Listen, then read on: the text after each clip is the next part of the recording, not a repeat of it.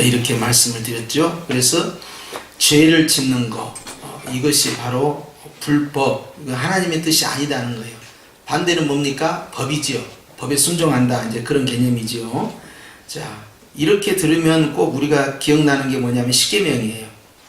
주님께서 이제 구약의 토라의 말씀을 주셨을 때 토라에서 가장 최상법이 뭡니까? 십계명이죠. 그 십계명의 말씀의 10가지 가운데에서 우리가 하나님 앞에 무엇은 하지 마라 하는 내용이 있어요. 또 무엇은 하라 하는 말씀이 있어요. 그래서 오늘 어버이날인데요. 이제 5계명 같은 경우는 뭡니까? 너희 부모를 공경하라. 이게 하라는 말씀이에요. 그래서 이 최초의 에덴 동산 안에도요, 이제 2가지 계명이 있었죠. 하나는 뭐예요? 다 따먹으라는 거예요. 다 따먹어라. 근데 하지 말라는 거 뭐예요? 동산 중앙에 이제 2 나무가 있는데 그 가운데에서 생명나무 말고 선악을 알게 하는 나무의 열매는 뭐 하지 마라? 따먹지 말라.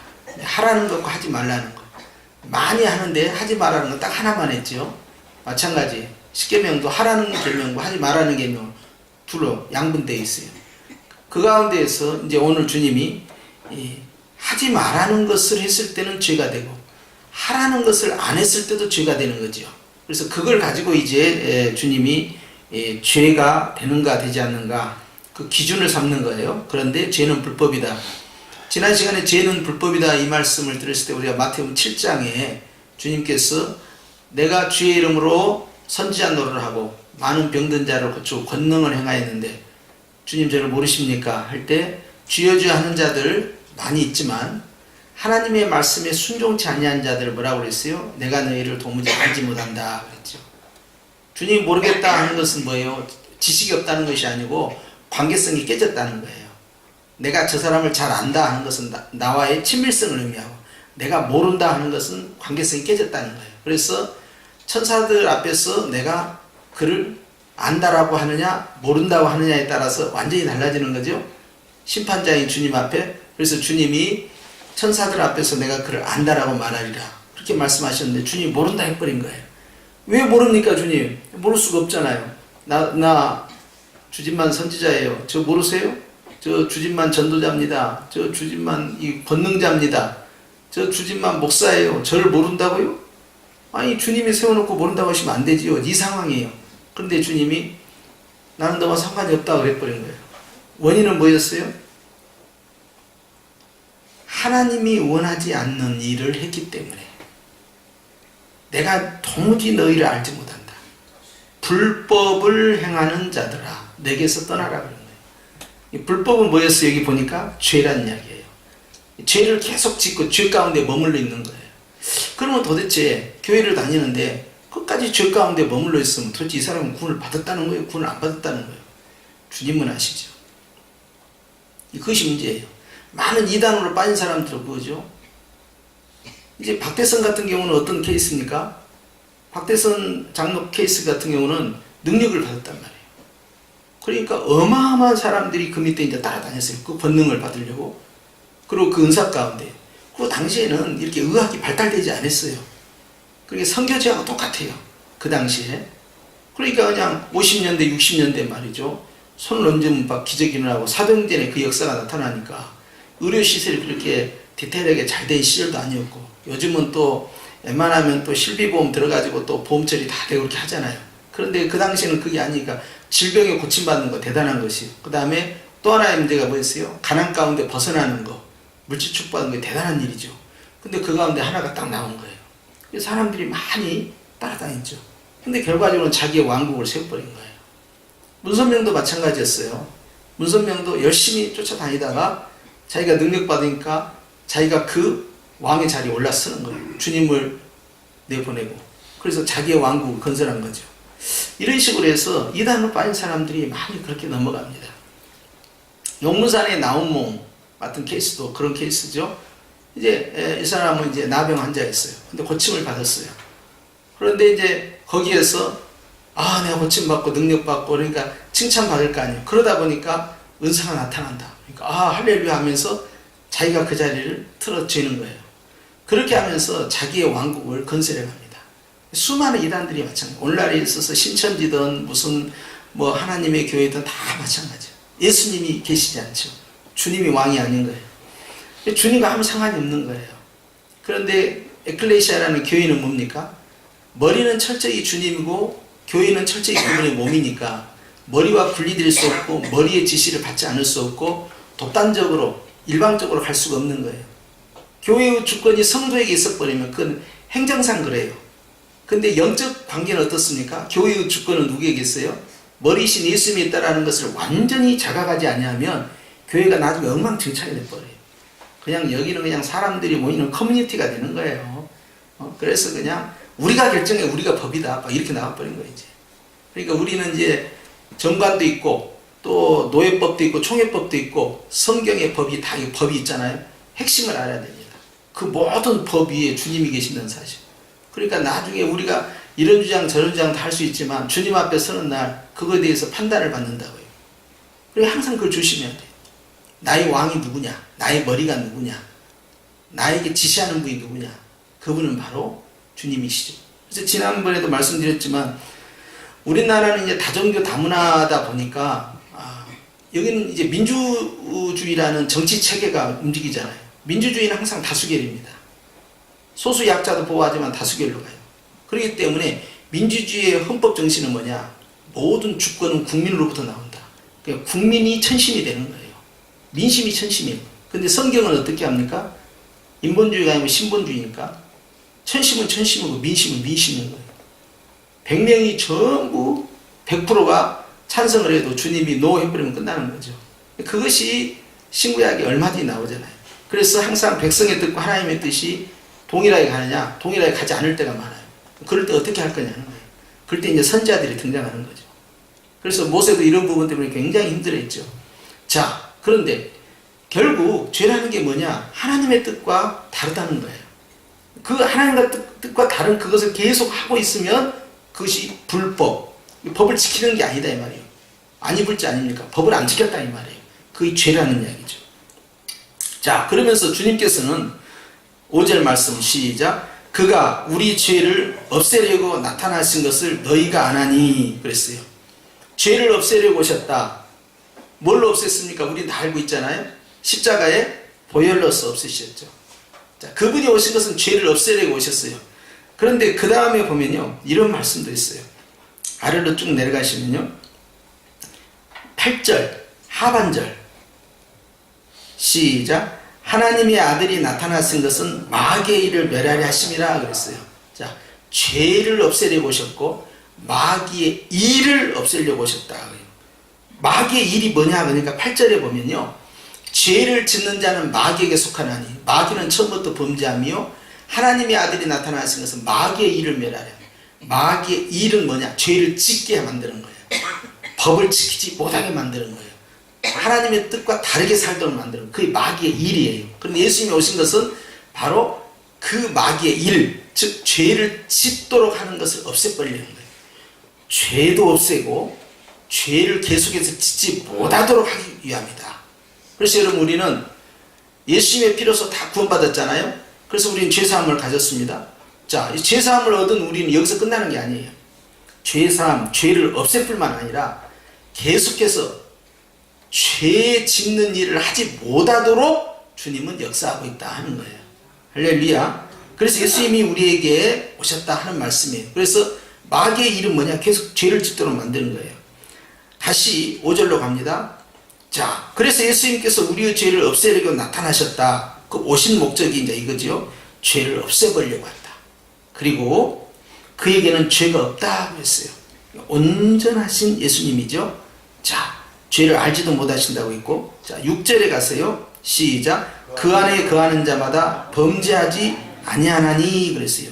자, 죄를 짓지 아니하는 방법이 이제 나오기 시작합니다. 자, 죄를 어떻게 하면 죄를 짓지 않느냐? 즉 불법, 법을 어기는 건데 법을 어기지 않는 방법, 죄를 짓지 않는 방법이 뭐냐 하니까 그 안에 거하는 자마다 그랬어요.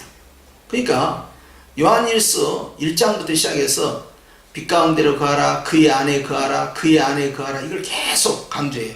또 우리가 요한복음 14장이나 15장에도 예수님 안에 거하도록, 예수님과의 관계성, 포도나무와 가지, 내 안에 거하는 자, 내 말이 거하는 자, 계속해서 주님 안에 있기를 원해요.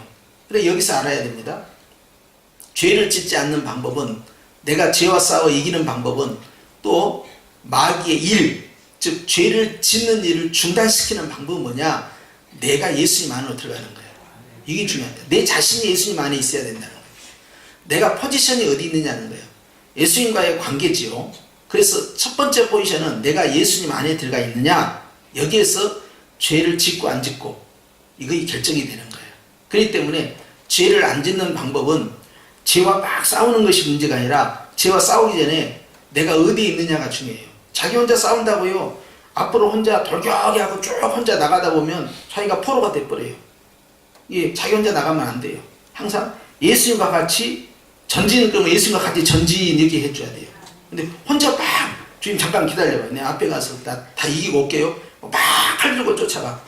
말씀에 검 들고 쫓아가는데 저쪽에서 화살을 계속 쏴대고 말이죠. 포위해버리면 어떻게 하겠어요? 큰일 나죠. 항상 나 혼자 하는 게 아니죠. 내 안에 누가 계시느냐? 주님이 계시고, 나는 어디 있느냐? 주님 안에 있다. 주님이 나의 방패가 되니까요. 그것이 빛 가운데 가는 거예요. 빛이 가득하게 충만히 임하면요, 어둠이 쏴. 빛이 가면 어둠이 없어져 버려요. 어둠아 물러가라 아무리 소리쳐도 안 물러갑니다. 그냥 저 스위치 올리면요, 불이 확 들어오지 않아요. 어둠은 싹 없어져 버려요. 그렇죠? 그러니까 예수님과 함께 가면 이 빛이란 말이에요. 빛과 함께 쭉 가면 어둠은 없어져요. 어둠은 죄거든요. 어둠은 마귀의 영역이에요. 마귀의 권세는 어디 있느냐? 죄에 있어요. 성도의 권세는 어디 있느냐? 예수님에게 있어요. 그러니까 마귀는 죄를 먹고 부흥성자 발전을 합니다. 그러니까 죄가 충만한 곳에 마귀가 권세가 있어요. 그래서 죄의 권세, 마귀의 권세 이렇게 돼요. 근데 주님은 그 죄를 없앰으로써 결국 마귀를 없애는 거예요. 마귀를 없애는 방법은 마귀를 쫄딱 굶어 죽여야 합니다. 마귀를 굶기는 방법이 뭐예요? 힘을 쫙 빼게 만드는 방법은, 죄가 없으면 먹을 것이 없어요. 에너지가 고갈되는 거예요. 그러니까 더 이상 살 수가 없는 거예요. 그러면 어떻게 하면 되느냐? 주님 안에 거해야 된다. 그래서 오늘 이 6절 말씀처럼 그 안에 거하는 자마다 범죄하지 아니한다 라고 하는 말씀이에요. 자, 내가 예수님 안에 있고 예수님이 내 안에 거하시는 이런 확인된 삶. 그래서 내 생각이 예수님 안에, 내 말이 예수님 안에, 내 행동이 예수님 안에, 내 마음이 예수님 안에, 늘 예수님 안에. 어린아이예요. 어린아이는 누구에게 있어요? 엄마 가슴에 있어요. 엄마 가슴에. 늘 엄마 가슴에 있고요. 젖을 먹든 젖을 먹지 않든 엄마의 그 냄새, 젖 냄새를 느끼면서 계속 엄마 안에 품에 있어요. 이게 어린아이입니다. 이 파이디언, 이 젖먹이 아이. 바로 이런 아이가 천국에 들어갈 수 있고 천국에서 가장 높다 일컬음을 받는다 했어요. 마찬가지예요. 늘 예수님만을 의존하는 것, 이 제일 강한 자예요. 그러니까 우리가 꼭 기억해야 할 것이, 구약에 있어서 구약 전체 백성 토탈에서요, 누가 제일 싸움 잘했냐고요. 누가 전쟁에서 항상 이겼습니까? 항상 다윗이에요. 다윗은 백전백승입니다. 다윗보다 싸움 더 잘한 사람 없어요. 다윗은 어렸을 때부터 싸움 잘했어요. 쌈박질 했다면 다 이겨버려요. 다윗은 어느 전투에서는 진 적이 없어요. 전략도 뛰어납니다. 그런데 놀라운 사실이 있죠. 그가 바로 전쟁하는 장군이고 또 그가 정치를 하는 왕이고, 그런데 다윗에게 중요한 닉네임이 있어요. 그건 뭐냐? 노래하는 다윗, 기도하는 다윗, 선지자 다윗. 다윗에게는요 다른 별명이 있습니다. 다윗은 하나님 앞에 늘 어린아이처럼 무릎 꿇고 기도하고 주님을 의지해요. 그래서 전쟁을 나갈 때도, 이길 수 있는 싸움인데도 주님 갈까요 말까요? 가라 그러면 가서 그냥 냅다 치는 거예요. 가지 마라 그러면 예 알겠습니다. 기다리는 거예요. 가라 그러면 냅다 가는 거예요. 물론 2번 실수를 했어요. 성경에 나온 대로 하면 2번의 실수가 있었지만, 그러나 전체적으로 하나님은 항상 다윗을 칭찬하고 있어요. 마음이 합한 자. 왜? 주님만 의지하니까. 이게 어린아이 신앙입니다. 시편의 8편에 보면 젖먹이와 이 갓난아이 입을 통하여서 하나님을 찬양한다고 그랬어요. 원수를 제압한다고 그랬어요. 늘 주님을 의지하는 자예요. 어린 신앙을 가진 자가 아니고 주님을 의지하는 자. 근데 이 자신 있다, 이제 내가 할 수 있다, 그때가 위험하다 이 말이죠.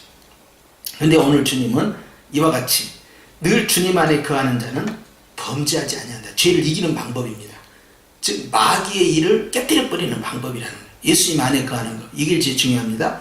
그 다음에 범죄하는 자마다 그를 보지도 못하였고 그를 알지도 못하느냐. 그러니까 이 말씀이 마태복음 7장의 22절 이하에 있는 말씀과 똑같은 거예요. 내가 너를 도무지 알지 못하노니 불법을 행하는 자를 내게서 떠나라. 그래버린 거예요.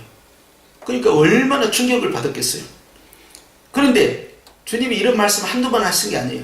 마태복음에 보면은 25장, 26장 다 마찬가지예요. 주님께서 이제 마지막 예루살렘에서 강론을 하실 때 여러 비유를 드실 때 혼인잔치에 청함을 받았는데 혼인잔치에 정작 청함 받은 사람이 오지 못하고 강제적으로 사람을 끌고 들어옵니다.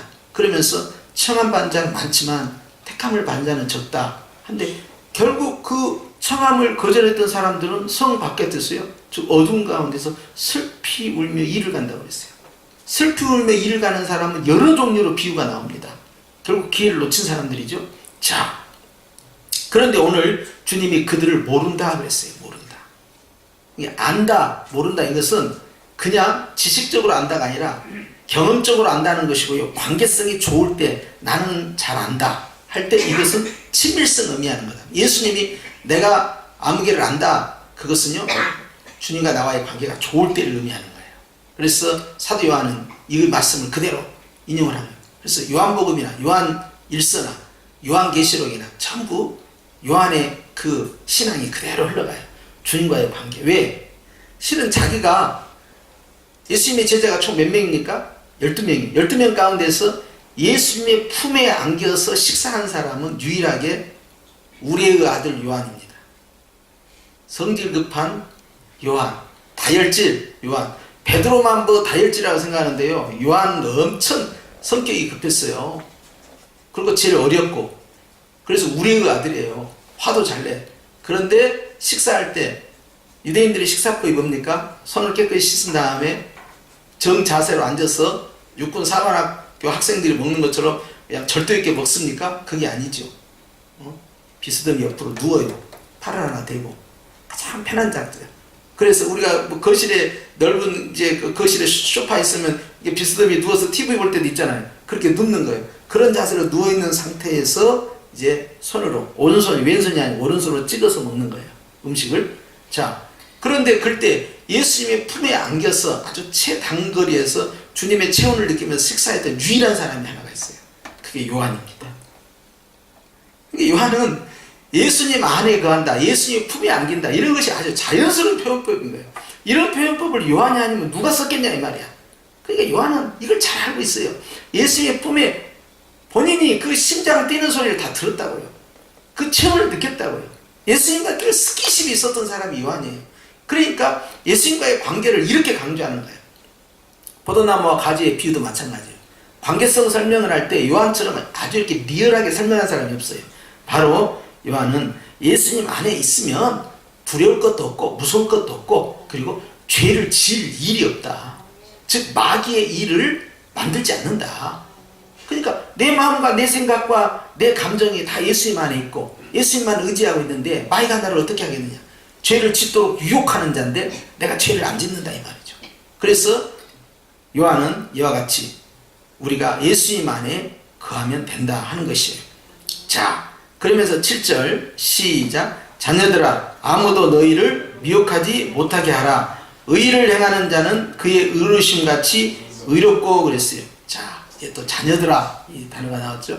자녀들아가 여러 번 나왔잖아요. 자, 그것은 부모의 심정으로 권면할 때 쓰는 용어인데 실제 요한 1, 2, 3서를 기록할 때 요한의 연세가 많습니다.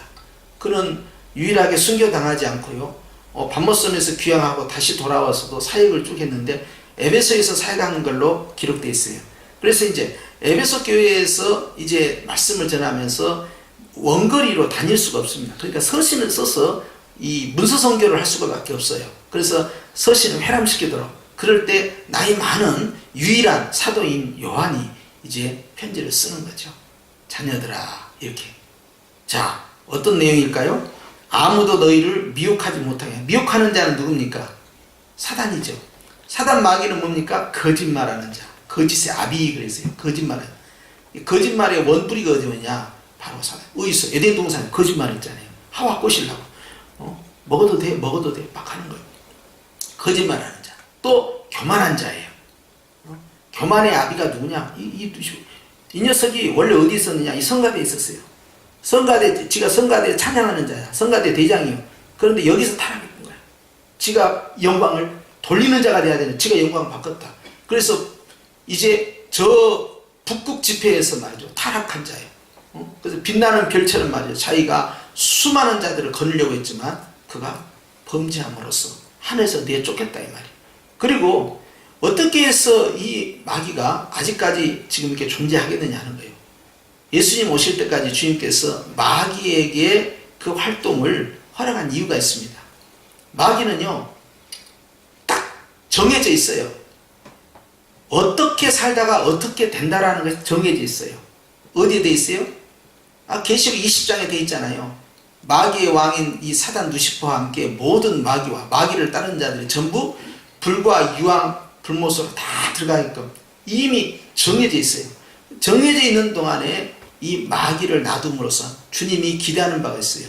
이것은요, 성도들에게 아주 중요한 내용인데요. 이것은 마귀를 통한 성도들의 성숙입니다. 사단이 없고 고난이 없고 또 전투적인 삶이 아니잖아요.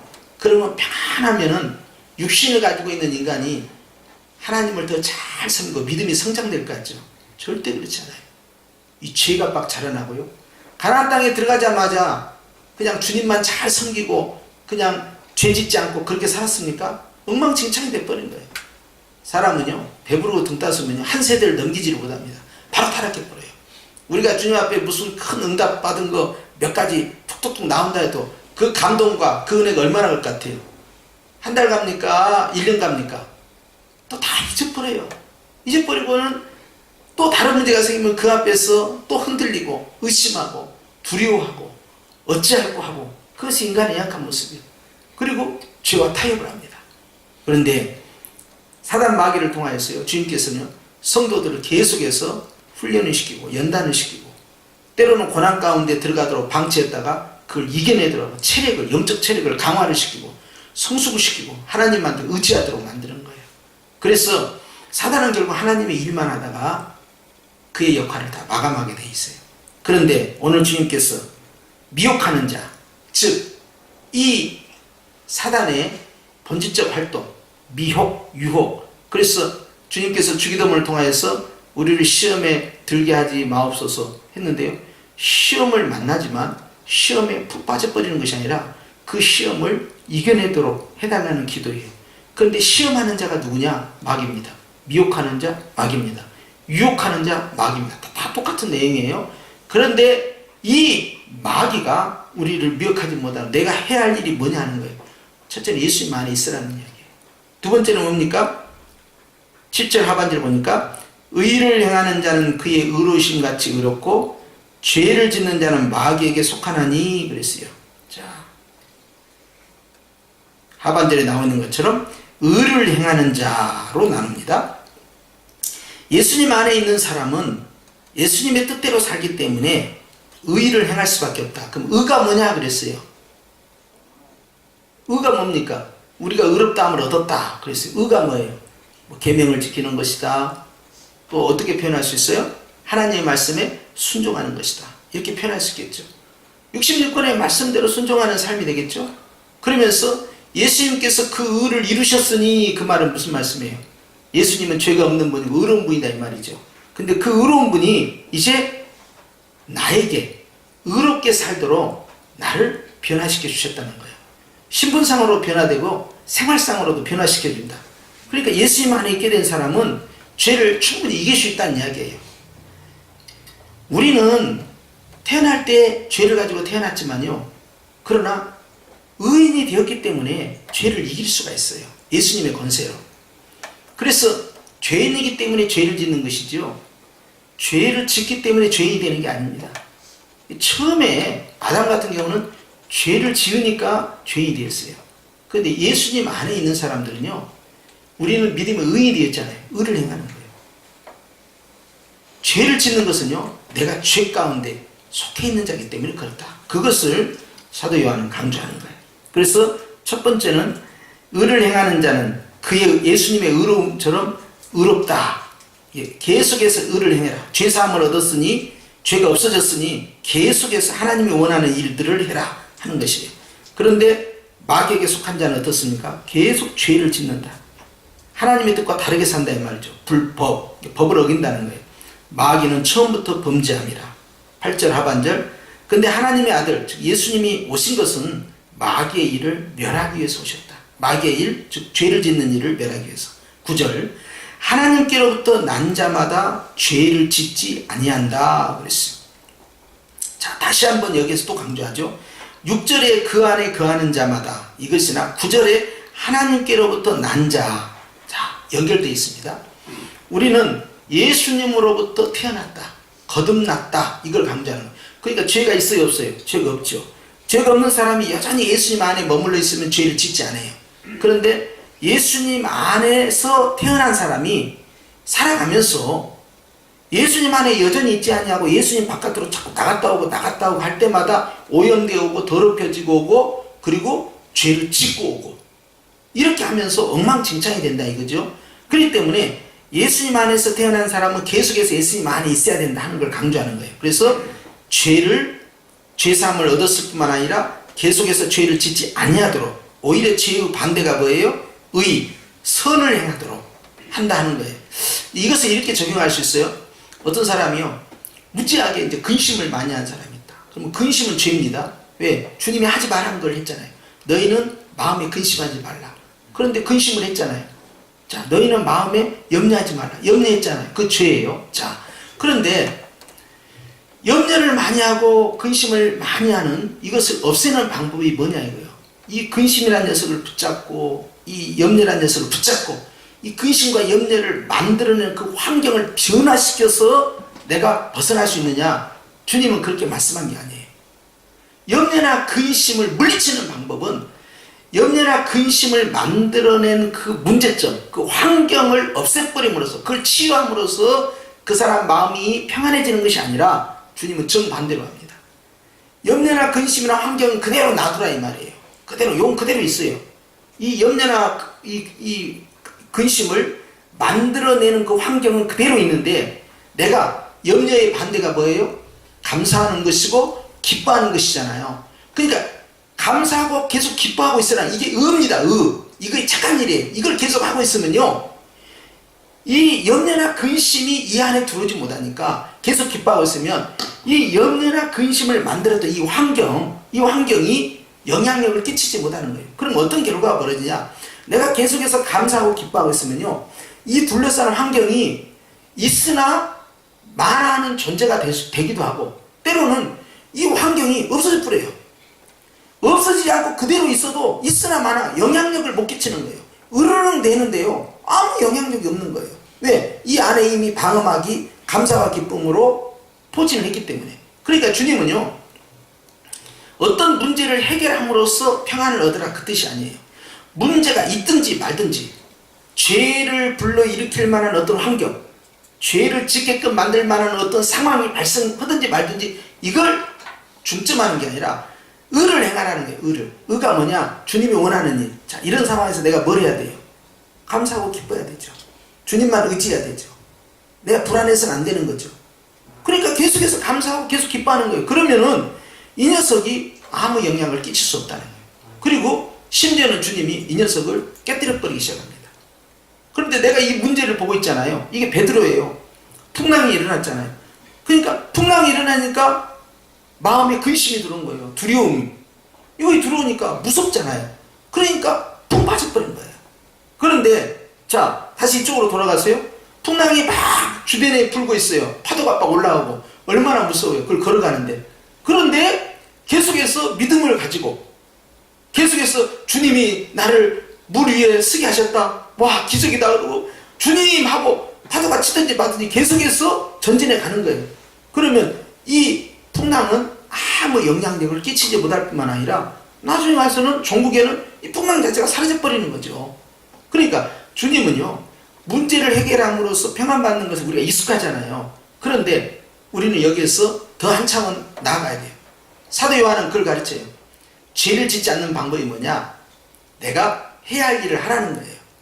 내가 열심히 해야 할 일을 하고 있으면, 주님이 원하는 걸 하고 있으면 감사해라, 기뻐해라, 주님께 맡겨라, 주님만 의지해라, 그런 것에 신경 쓰지 마라, 예? 나만 바라봐라, 예? 거기만 집중하고 있으면 주님께서 이 주변에 있는 환경, 있으나 마나한 것들 주님이 판단하셔서 없앨 만하면 없애고 안 없애도 아무 상관이 없게끔 나를 강화시켜 나가는 거예요. 그럼 저 사람은 저런 환경 속에서도 쓰러지지 않냐는구나. 이런 간증거리가 생겨요. 아니 저렇게 많은 문제가 지금 에워싸고 있는데, 집안이 저렇게 복잡하고 힘든데 어쩌면 저 집은 저렇게 행복하고 저렇게 밝고 저런 문제들에 대해서 영향력을 받지 않네.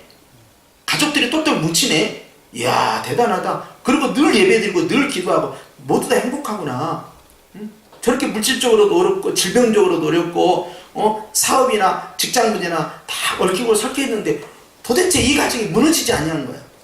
그러면 이것은 이런 사람이 이런 문제를 끝까지 들고 밝게 살잖아요. 그러면 이 사람은 걸어다니는 전도지입니다. 그런데 이것이 때에 따라서 주님께서 야 이제는 없애야겠다 그러면 때가 되면 이걸 다 없애버릴 수도 있는 거예요. 아무 문제가 없다 이 말이죠. 자, 그렇기 때문에 주님께서는요 마귀의 일, 즉 죄를 짓게 만드는 이런 일, 이런 것을 없애기 위해서 오셨는데요, 환경만 바꾼 것이 아니고 나를 변화시킨 거예요. 나를 변화시키면 내 주변이 영향이 없어요. 사실 우리 연세 드신 어르신들이 왜 자꾸 몸이 아파요? 면역력이 떨어져서 그러잖아요. 젊었을 때는 그 정도 감기가 폐렴으로 갈 수가 없는 거예요. 그런데 젊은 사람도 마찬가지지만 너무 피곤하고 면역력이 완전히 떨어져 버리면, 그러면 그 다음부터는 똑같은 질병이지만요 더 큰 문제를 만들어내는 거예요. 합병증으로 막 번져나가는 거고. 그러니까 근본적으로 이 병균이 문제가 아니라 이 어떤 병균이 와도 견뎌낼 만한 강한 이 체력을 만드는 게 중요하잖아요. 그러니까 주님은 그것이 뭐냐는 거예요. 의로운 일을 계속 하고 있으라는 거예요. 즉 주님이 기뻐하는 일, 주님이 원하는 일, 그 일을 계속해라. 주님이 감사하라면 감사하고 기뻐하라면 기뻐하고 주님을 의지하라면 의지하고 착한 일하면 착하고. 예를 들어서 우리가 갈라디아서 5장 22절에 보면 이제 성령의 9가지 열매가 나와요. 근데 성령의 9가지 열매 나오기 전에 그 위에 가면 16절부터요 이제 성령을 따라 행하라 하면서 육체의 열매는 이것이니 하면서 육체의 열매가 16가지가 나옵니다. 그런데 거기에 보면 온갖 나쁜 것들이 있죠.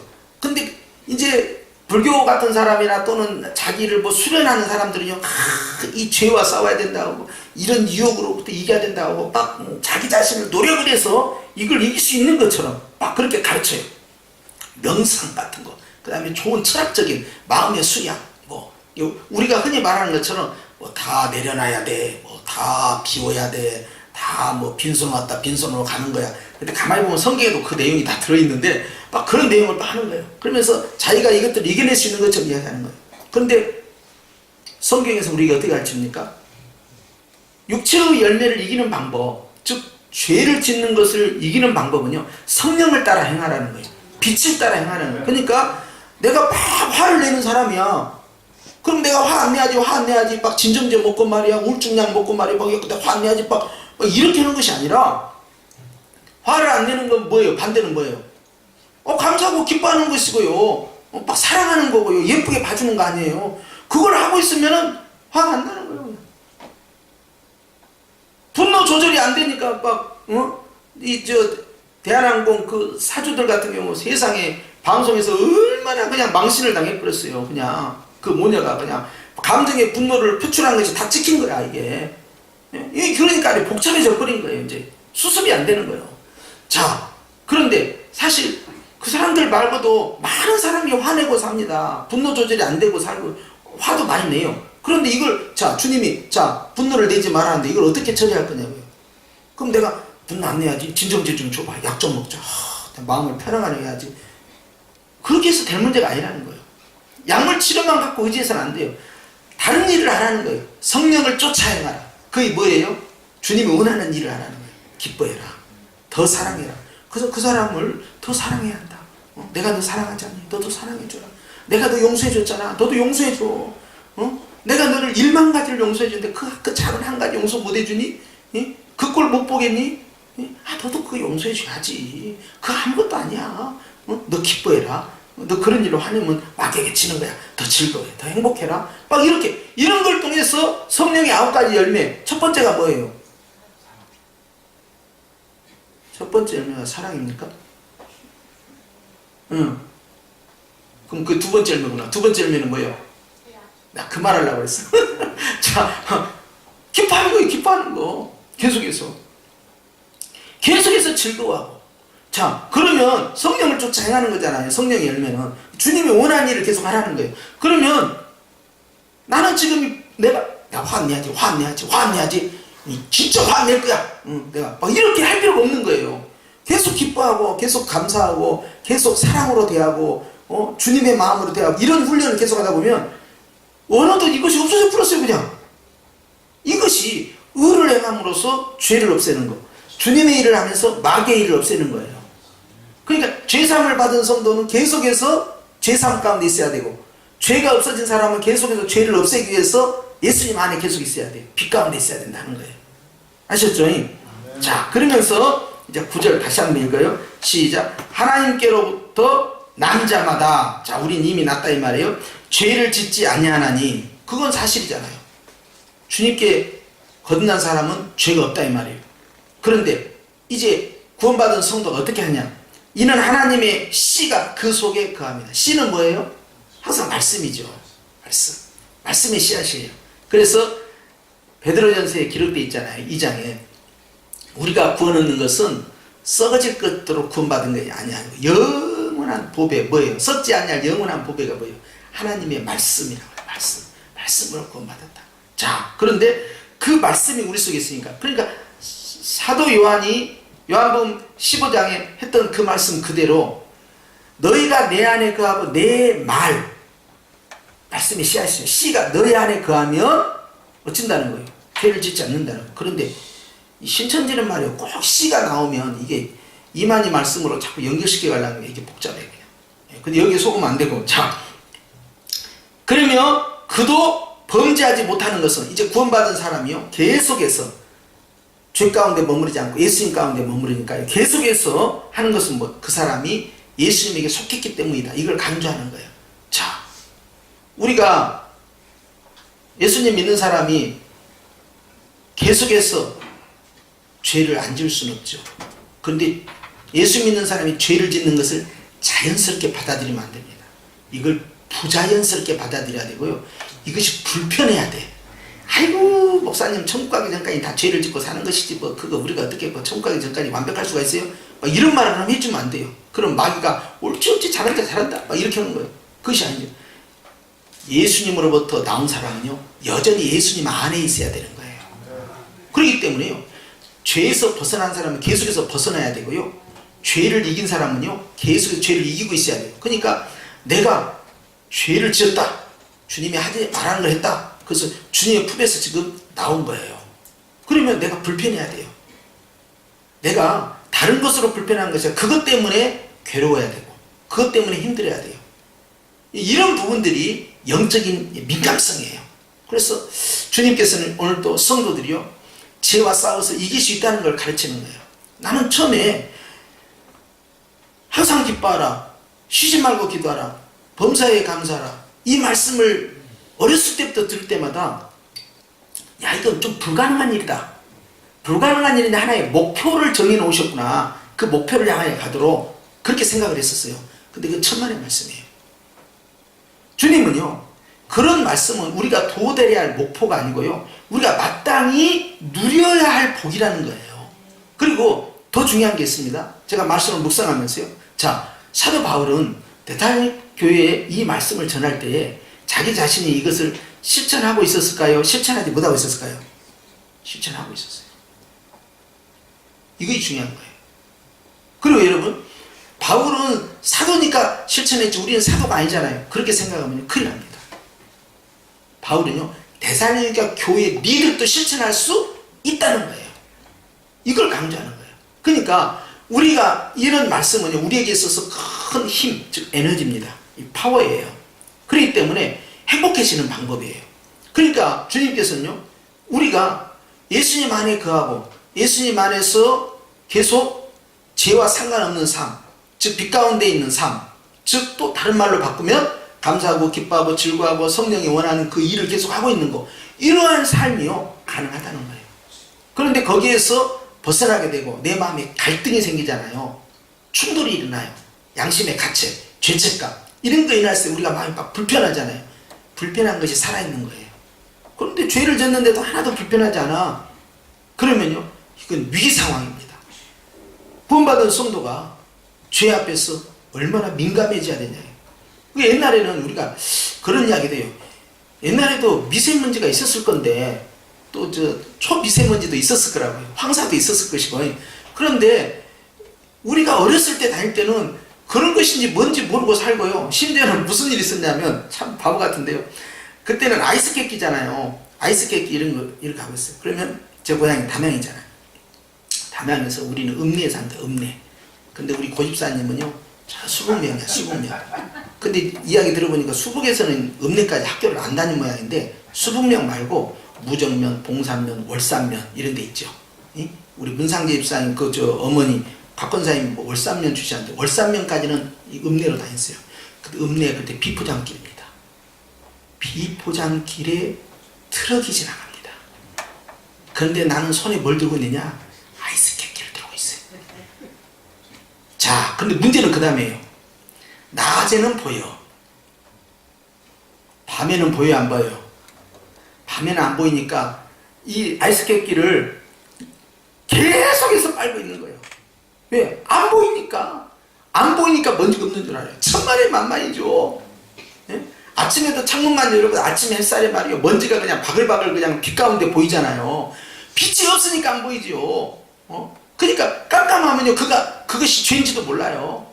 그런데요 빛 가운데 있어 보면 예민해져. 이게 먼지 좀 봐. 이게 뭐야? 그리고 이 먼지가 쫙 이게 쌓여 있는 것도 옆에서 이렇게 보면요 먼지가 그냥 쫙 보여요. 근데 깜깜한 데는 하얀 장갑 갖고 문대 봐야 알아요. 이게 있는지 없는지 알 수가 없잖아요. 구원받은 성도는 어떻습니까? 구원받은 성도는요 죄에 대해서 굉장히 민감해져요. 왜? 나는 빛 가운데 있기 때문에. 그러니까 밝으니까 저거 죄인데? 저렇게 하면 안 되는데? 자기가 자기 자신에게 자꾸 사인을 주는 거예요. 이거 하나님 안 기뻐하는 일인데? 이게 성령님이 이거 싫어하시는 건데? 주님이 원하는 일을 하는 거예요. 그래서 빛으로 어둠을 이기고요 성령의 열매로 육체의 열매를 이기는 거예요. 하나님의 뜻을 가지고 마귀의 일을 없애는 거예요. 그러니까 빛으로 어둠을 이긴다는 이 원리를 잘 기억하면요 신앙생활 때 굉장히 도움이 돼요. 근심 안 해야지, 근심 안 해야지, 걱정 안 하게 해 주시옵소서. 걱정하면 죄인데 다시는 죄 짓지 않게 하옵소서. 이거 맨날 해봐야 소용없다니까요. 그냥 그 반대를 하면 돼요. 그냥 무조건 그냥 감사, 또 감사, 또 기뻐, 또 기뻐. 주님께 내려놓고 주님께 맡기고 또 의지하고 계속해서. 근데 내려놓을 때도 이 근심이 완전히 가려면요 감사처럼 빠른 게 없어요. 굉장히 빠르게 역사해요. 그러니까 문제가 발생할 때는 그 상황을 감사해버리잖아요. 그러면 주님이 딱 그걸 받으셔버려요. 그 다음부터 내가 하마 그런 거예요. 근데 감사를 안 하고 있잖아요. 그걸 납덩이처럼 내 가슴을 막 흔들고 이걸 떠나지 않아. 그럼 주님이 그러시죠. 네가 해결하려고 지금 갖고 있냐? 아니요. 나 해결 못하는데요. 그럼 빨리 감사해라. 감사하라. 그럼 이것이 납덩이 같은 거 붕 떠가지고 주님께 가버려요. 그러니까 나는 나 자유 얻었네. 너 자유. 아이고 마음이 편하다. 이렇게 되는 거예요. 그래서 기도할 때 우리가 첫 번째 응답이 뭐예요? 평안이잖아요. 마음이 평안이 오면 그래서 응답됐다고 좋아하잖아요. 그 평안은 근심이 떠나가, 문제의 근심이 떠나가는 거예요. 누구에게 떠나갔을까요? 주님께 올라간 거예요. 그럼 어디면 올라가냐 이거예요. 믿음으로 맡기면 된다고 그러죠. 그게 감사입니다. 감사는요 굉장히 빠르게 바뀌어요. 할렐루야. 그래서 우리가 이제 말씀을 정리해야 되는데요. 항상 주님께서는요 우리에게 두 가지를 강조하셨어요. 첫 번째는 이 착한 일, 선한 일, 즉 의로운 일을 하라 하는 거. 의로운 일. 두 번째는요 여전히 주님 안에 있어야 된다. 이게 중요하다는 거예요. 그렇기 때문에 하나님의 말씀 가운데에서 내가 늘 주님이 원하는 그 일에 집중하고 있다 보면, 착한 일을 하다 보면 죄를 지을 틈을 보여주지 않습니다. 틈 타고 못 들어와요. 마귀로 틈 타지 못하게 하라 그랬잖아요. 해가 지도록 분을 품지 말며 그 뭐예요? 감정이 계속 상해 있는 거예요. 왜 상해 있는지 아세요? 그 여러분 해석을 잘해야 돼요. 원문 해석을. 에베소 4장에 보면요 분을 풀 때 해가 지도록 분을 품지 말라고 했잖아요. 그 분노가 의로운 분노입니다. 여러분이 의롭지 않는 분노도 있잖아요. 의롭지 않은데 막 화를 내는 사람, 이게 아니에요. 의로운 분노예요. 불의를 보고 막 의분을 품어내는 거예요. 의로운 분노. 의로운 분노라 할지라도 해가 지도록 품지 말아요. 그래서 오래 끌고 있지 말아요. 왜냐하면 이 분노가요, 이 불인데요. 이것이 내 감정과 내 인격을 집어삼키기도 해요. 그러니까 오래는 두면 안 돼요. 그러니까 의로운 분노라도, 예수님께서 성전에 들어가서 채찍질 하면서 화를 내셨어요. 예수님 화냈다니까요. 분노를 나타냈어요. 그러면 예수님이 그 다음날도 내가 저것들 말이야, 응? 야 가만두지 않겠어. 또 일주일 지나고 내가 저것들 말이야, 생각이 더 화가 나네. 내가 가만 요절을 내겠다. 예수님 막 그랬냐고요. 아니잖아요. 예수님이 거기서 그렇게 분노를 내시고 그 퍼포먼스로 끝낸 거예요. 주님이 기뻐하지 않는 일을 딱 끝내버린 거예요. 오랜 시간을 끌면 안 돼요. 내가 말이야, 정말 이것이 이 불의를 더 이상 볼 수 없다고 그것을 오래 끌고 가버렸다가는 나중에 사단이 그리 쏙 들어와요. 그러니까 마귀로 틈타지 못하게 하라가 그래서 들어온 거예요. 마귀가 그 틈을 타고 들어와요. 이 조심해야 됩니다. 그래서 이 마음이라는 성전은요, 내 인격, 내 이 지정의가 들어있고요, 내 감정, 이 들어있는 이 마음이라는 이곳에요, 성전이 세워있잖아요. 이것이 무너지지 않도록 이걸 관리를 잘 해야 되는데요, 이 마귀가 마음을 후립하는 거예요. 마음을 상하게 하는 거예요. 그리고 이걸 생각을 집어넣어가지고요, 이 마음을 뒤집어 흔들어내는 거예요. 생각을 집어넣어서. 그래서 가룟 유다에게도 예수님을 팔 생각을 집어넣었다 이렇게 돼 있어요. 집어넣었다. 그러니까 팔았던 거예요. 마음이 무너져 버린 거예요. 다들. 그러니까 다스림하는 가운데 뭘 다스려라? 네 마음을 다스리라는 거예요. 내 마음을, 내가 건강하면요, 이 주변에 있는 병균들, 주변에 있는 마귀들, 주변에 있는 이 죄들이요, 영향력을 발휘하지 못합니다. 영향력이 없어요. 내가 건강하니까. 그러니까 내 마음이 건강해요. 건강해지는 방법이 뭘까요? 아이, 쉽다니까. 하루에 100번, 1000번만 감사해봐요. 그러면 그냥 이것처럼 빠른 게 없어요. 그러니까 내가 이것에 대한 강조를 안 할 수가 없는 거예요. 계속 내가 이걸 강조하는 거예요. 이것이 쉽고 굉장히 빨리 갑니다. 속도가 나요. 그래서 여러분, 내가 이렇게까지 강조하는 이유가 뭐겠어요? 성도들이 마귀한테 당하면 안 된다, 이걸 강조하려고 그런 거예요. 그리고 빨리빨리 회복돼야 된다. 이거 뭐예요? 죽고 나서나 감사하면 된다니까.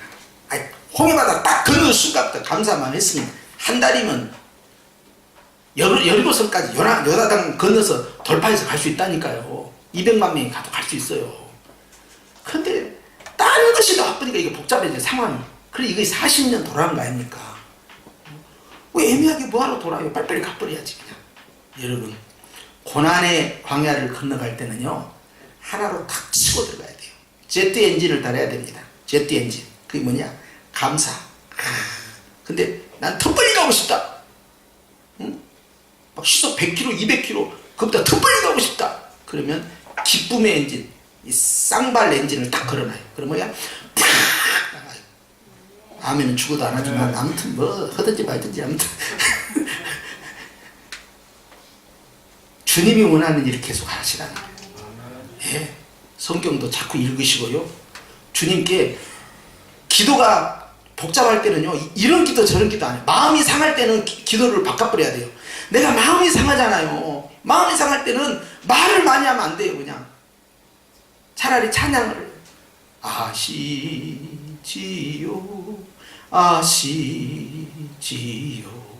이런 찬양을 하든지, 아니면은 기도를 안 하면 주님 감사합니다, 그래도 감사합니다, 그래도 감사합니다, 그래도 감사합니다, 계속 감사합니다 해서 빨리빨리 털어내버려야 돼요. 근데 마음이 상했는데 이 말 저 말 해버리면 입으로 죄를 짓는 거예요. 이제 해야 할 말 안 해야 할 말들이 막 나가기 잖아요. 그러면 그것이 어떻게 위로 올라가겠냐 이 말이에요. 향기로운 기도가 돼야 되는데. 아멘. 자, 여러분, 그래서 우리는 다 예수님 안에서 태어났고 또 예수님 안에 거하고 있기 때문에 우리는 죄와 싸워서 이길 수 있다. 이겨야 된다. 그러면 마귀가 더 이상 그 영향력을 끼치지 못하기 때문에, 마귀는 성도가 죄 짓는 걸, 그걸 굉장한 기쁨으로 삼고 있는데 마귀에게 기쁨을 줄 게 뭐예요? 주님을 기쁘게 해드려야죠. 그렇죠? 그래서 오늘 이 자리에 있는 우리 성도님들은 늘 주님만을 높여드리길 주님으로 축원합니다. 기도하십시다.